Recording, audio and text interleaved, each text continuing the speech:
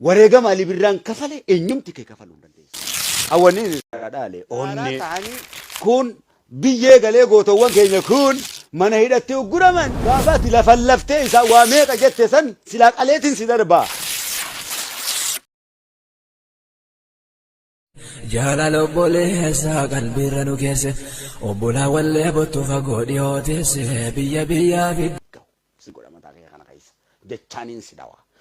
Jechaan mataa keessa dhahi jee rasuula isaatiin rabbi. Warra dhugaa didan.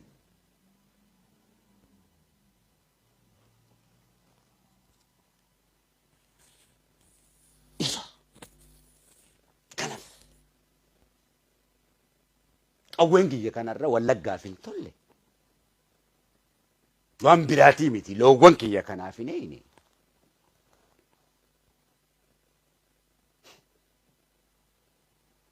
Saba kiyya keessa deemte. Saba keessa deemtanii qawwee oliin qabinaa kutaa Oromiyaa kam keessatti ibseetiin jira. Waraana kamittuu ibseetiin jira.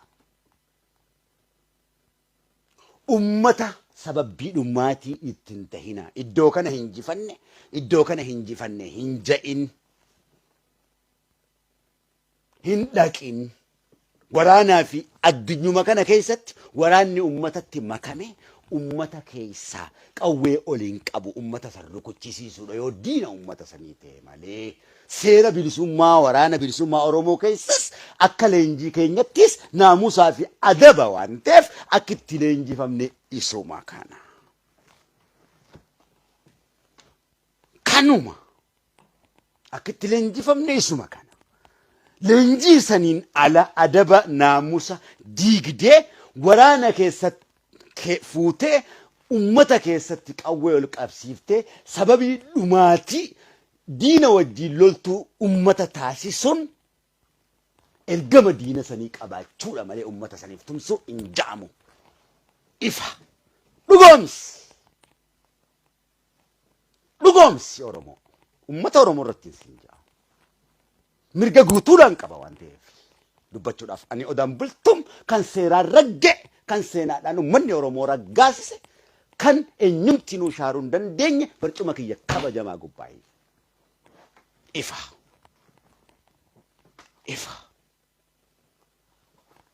Dhugaadha. Soba akkan dubbanne rasuulli nuu ragaadha. Islaamni hin kijibuudha hin jee waan ta'eef. Hin kijibu. Saba kiyyatti hin kijibu. Hin du'a malee. Dhugaa jirtu san numan himaati. Dhumaatii keenyaaf sababbii guddaan nuti qawwee ummata keessatti ol qaqqabuudha. As jirra achi jirra jennee ol qaqqabuudha. Ifa. Kana ol qaqqabuu dhiifne. Yoo humna qabaanne akka wayyaaneessanitti gitaan teenyee dha'uudha wal dha'uudha. Bakka waraana biyyoolessaa nutti ajajaniituun beekan tuffii keenya. Tigree bar waraana biyyoolessaatti labsee miti nuti waraana biyyoolessaa nurratti labsine bar taataaqiidhaan nurra kutaa bar taataaqiidhaan nurra kutaa bar nu beeka hamma keenya. Lola dhaabbataa akka wayyaanee sanitti lollee ni qabna. Nu wajji lollee ni beekaa mootummaan no hin lollee. Maaliif ummata nagayaatti dhumaa jira.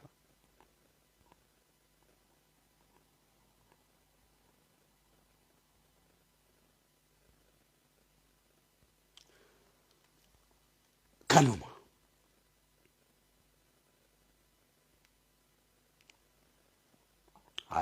Ali Birraa dhaggeeffadhu. Maaliif akka waraanatti lafaa kaatee wareegama Ali Birraa kana akka waraanummaa keetittu akka waraana bilisummaa Oromottu waraana bilisummaa Oromoo kana jaaruu fi bara meeqa qabeenyaan kan itti dhume jaarsa kana Dr. Ali Birraati. Maaf akka mootummaan Itoophiyaa waraana xayyaara lama baasee waraana dachii samii baasee alaabaa biyyoolessaa uffisee ulamaa'ota baasee mootummaa Itoophiyaatiin baane Dr. Abiy kubur Dr. Abiy hayya nama Oromoof dalage numaan faarsaa hoo dhugaasaa numan himaaf fedhu diina kiyya ta'a miti fedhu waan barbaade haa ta'u hamma saba kiyyaaf godhetti numa nima dhugaasa waan tokko nan gootu dhugaa dubbachuuf moo hayyame eenyumaa keen gaafadhu ana bookkisaa rasuul waan tokko lafa kanarraa hin si duguuga si wajjiniin mormaa yootti eebbifamtummaas na jabaata abadan si qabeetiin jiraan baatu biiznillah abadan rasuula kiyyatu hixee moo abadan ilaa umritti sin dhiisuu sin jedhe duraan hin baallama seenee bara ilaa umritti mataa keessan si dhawa yeroo mataa keessa gubbaa rabbi si dhee matuma keessan si dhawa ifa araba naan jettee moo ana sayyid al arab fooq ana bani haashim bani haashimi ti bani haashimi ifa shanyiti yaga umarraa maraanne haasoynaami ifa doktar abiy akkatti awwaalee garte birra ummata isaa baasee ulamaa'ota baasee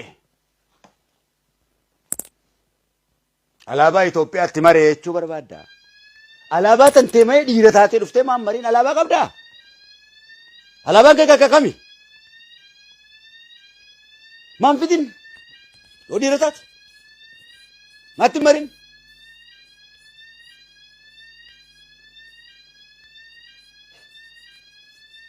gantuun jenneen sirbatti hin baafne gaafa kan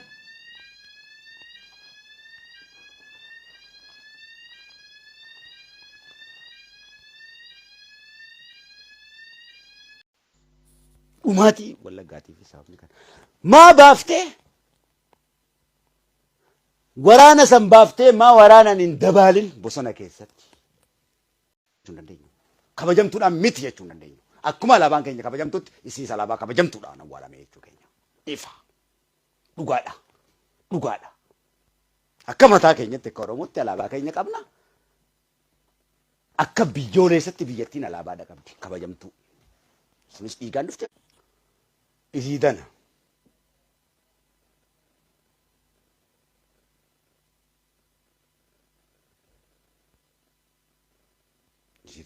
maa waraana baaftee hin dabaalin akka biyyisanitti bosona keessatti alii birraatii baal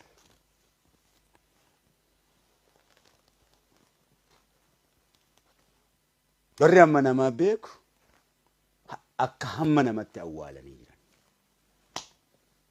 tana booda rabbii isaatii fi alii birraa tolku qaba ulamaanis kadhateef rabbi rahmataa godhuuf nutis garaa keenya hidhanne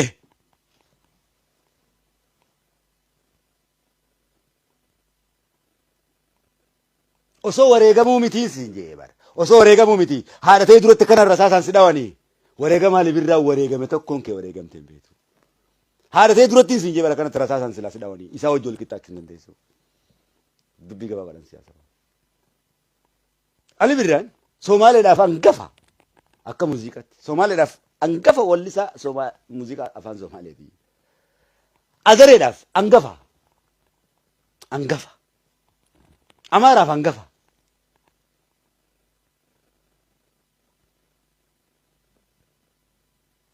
Arabaaf eenyu akka ta'e anaafuu naan galle nama ta'uu qofatu naa gale waa'ee sarara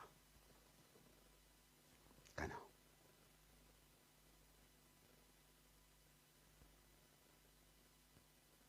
bira ga'uudhaaf taphaata godha akka inni itti haasa'u biraa akkaataa inni itti uffate biraa isuma dhaggeeffachuu bira ga'ee huunu sirbuu miti isa bira ga'ee huunu akkatti sirban san isuma san dhaggeeffachuunu waggaa hedduu fedha waggaa 500 si barbaachisa akka libiraan sirbisan maal irratti akka sirbisan istaayilota inni sirbisan akkamitti akka kaayesan beekuudhaaf amata 500 si barbaachisa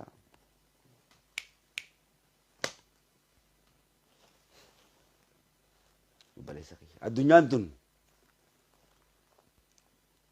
alii birraa jechuun ardii Itoophiyaa xiqqoo yookaan ardii Afrikaa xiqqoo jechuu osoo hin taane addunyaa guddoo bal'ootan jechuudha. Alii birraa jechuun nama addunyaati malee nama godoo keessa kanatti xiqqaa tokkoo miti. Nama kasii fudhatuu si miti. Ammas kadhaan beeku.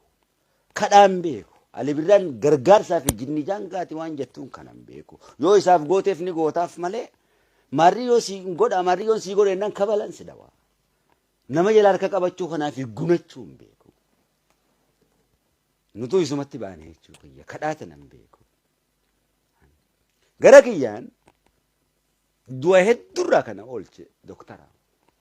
Suuraan amma inni kanatti na qabe kun akkana na qabee na kaase kun sukkar karameellaa gee kanatti na qabe anaa bushooftutti televiziina kanaa fi warra abbaa duulaa kana hundatti meeshaa kana furgu keessa kanatti utaalee kana lafan na qabeeti.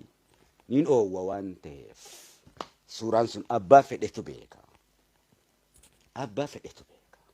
Birraa kiyyaa. Nafsee kiyya birraa kiyya.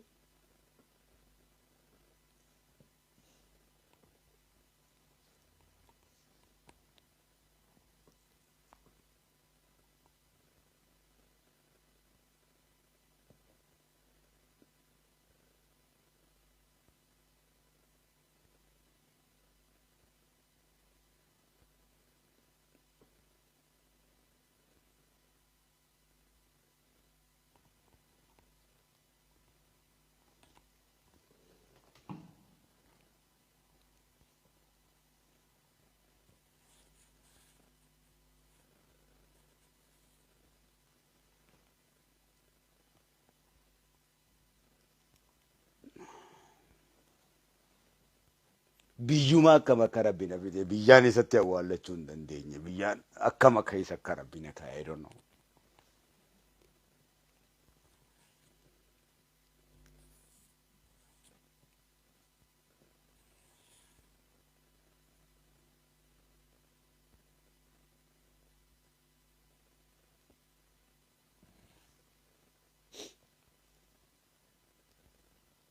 Keenyiti ija hundarraa akka Nabi Yuusufi fuudhee na fageessee boolla na kaa'ee hara.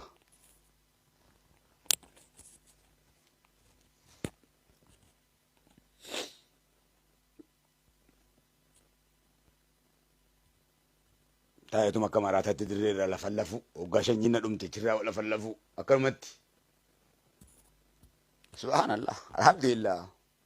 Tuni sooma rabbi fedhe waan ta'eef.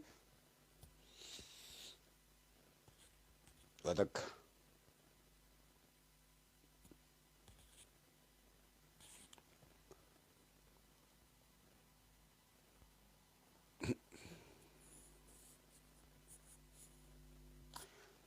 Stage kana carraan aan kennan mootummaan carraan aan kennu oon achi gubbatti beewoo ilaaqa jaanii anuma firraa eegan.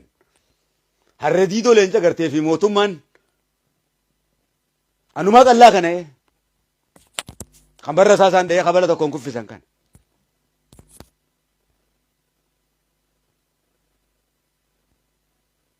Naaf nan sodaannere shanyii rasuulii miti. Rasuula bar abaajaal guddaa nu gustichaatu isaa waggaa 20 sodaatee dachiin tun olla ta'anii. Bineensan sitti gadhiisa jeetti isa sodaachisa. Bineensa tokkotti gadhiisa abaajaal malee namni bineensa rasuulitti ergu san namni argu hin jiru. Mujiisa qaba. Naafi mujiizaan qaban. Abbootii tiyya mujiizaa qaba.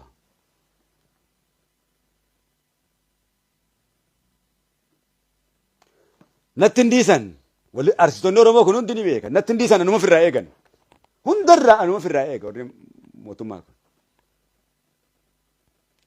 Isatu caccabsee madaraka gubbatti harka qabeena baasaa. Birraa kiyya. Hangam fedhutti qareetiin kan caccabsee tuma bu'aa. Akkasitti waan akkasitti hojjennee finnee kana amma waan biraa ji'atii natti haasawa obboleeyyan kiyya.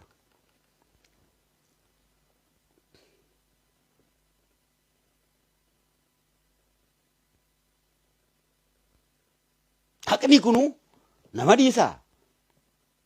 Akkamitti narra jetteen hin bilisooma jettee ati du'aatu narra dhaabbatettee addaati. Akkamitti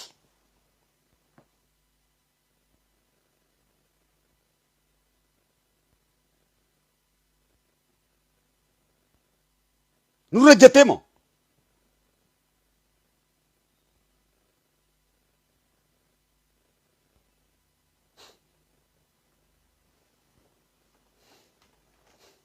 Oromootana.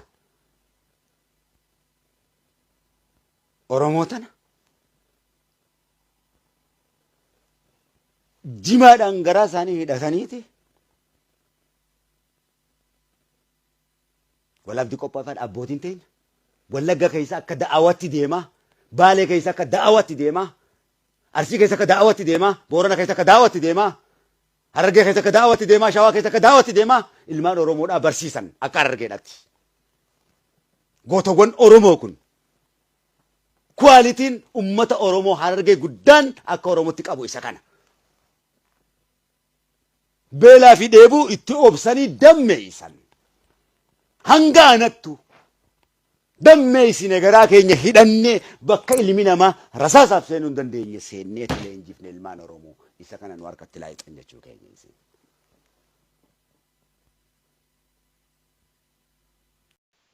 Ana nugustichi rabbii kun.